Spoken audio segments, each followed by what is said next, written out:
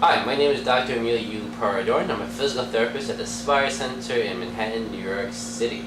Today, we'll be discussing strengthening the rotator cuff muscles.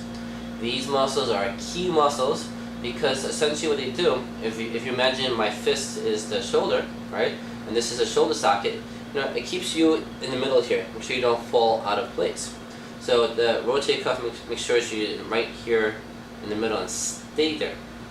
Traditionally, when you look up exercises on rotator cuff, they have you doing something like this, exercises, but they're often done incorrectly and you're actually working out other muscles instead. So today we'll be discussing the proper way of activating the rotator cuff. So we start by lying down on your back. This is Esther, by the way. Okay, and essentially the motion we're doing is a hitchhiker. So I want you to make a fist here a little bit, put your thumb up over here, and your goal is to go back and forth, right? Now, the ultimate goal is to go all the way down. Most people who have rotator cuff problems, right, will not let go all the way down because essentially when you do this motion here, your shoulder tends to pop out of the socket. Most people, if you have an intact rotator cuff, you could do this no problem because the rotator cuff is holding you in place. So if you do this and you feel pain over here, right, that means the rotator cuff is not holding you in place. So what you need to do is to activate it. And the way you do that is you can pretend you're pulling your elbow towards your shoulder, like a straight line going this way. A lot of times when people do this, they tend to shrug the shoulder or drop the elbow down. Right? They tend to use their upper traps or use the lats.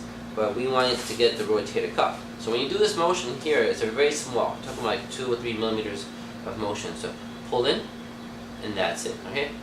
Pull in and make sure your shoulder does not go up. Okay. My other hand is over here, just palpating the rotator cuff, and pull in, and that's it. Okay. Pull in, and that's it. Once you do this about 10 times without compensating, the key is pull in, and here's the hard part. Just stop pulling from there. Pull in, keep pulling in, and dropping your arm back, going back and forth, right? Going back and forth, because if you go to these danger zones, you want to make sure your rotator cuff muscles are doing the job.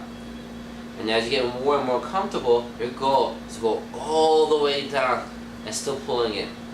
Go all the way down and still pulling in. Okay? You know you're doing it correctly when you have no pain. That's why it's so important to do a before motion to see where you are, and then pull it in. And as you're doing it, just get a good sense on where are you doing. Once you do this for 2 minutes straight, going at a faster pace, go a little bit faster, pulling in, right? Go all the way down. Make sure you go at least horizontal with the bed. Then it's time to progress.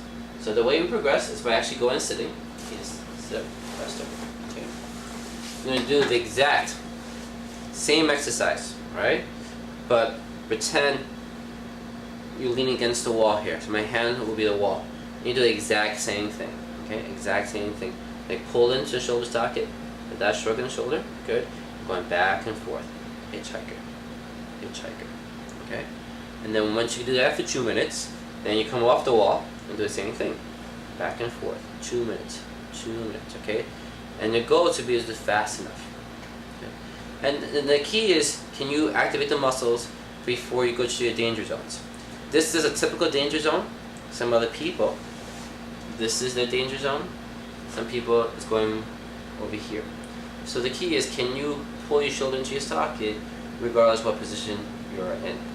The hitchhiker is just one motion of many motions you could do to activate the rotator cuff. So once again, the key is to use the muscles to pull your shoulder into your socket.